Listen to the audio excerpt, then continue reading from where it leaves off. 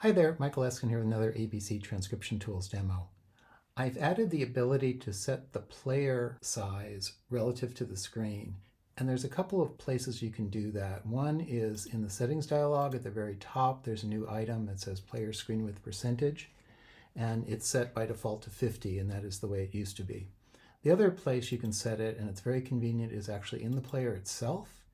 If you go to settings, you'll see there's a new item here, player screen width percentage. So for example, if you want to change that from 50 to 70, now we get this nice wide view of the notation. Let's bring up another piece here. So we'll bring up this recorder quintet, and we'll go ahead and play this. And you can see we have this nice, beautiful view of the entire score.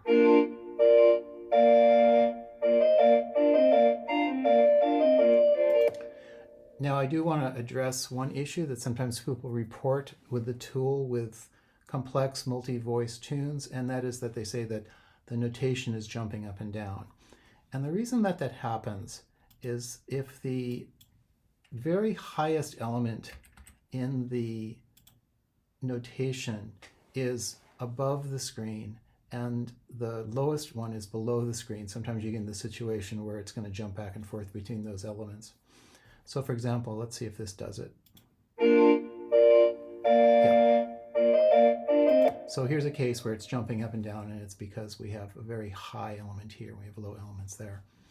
The way to solve this is to go into the settings and try something smaller. That's the easiest way to do it, so that you can actually fit more of the notation on the screen. As long as you can see all of the voices, you should not be seeing that jumping condition. Another way to do it, I'll go ahead and leave it at 90%, is you can go ahead and close the player, and I'm going to zoom my browser out using Command minus. I'm on a Mac, it would be Control minus for most browsers on Windows. I'm going to just zoom it out a couple steps here. And now when I bring up the player, you can see I have a lot more screen real estate here, and in this case it should not jump around.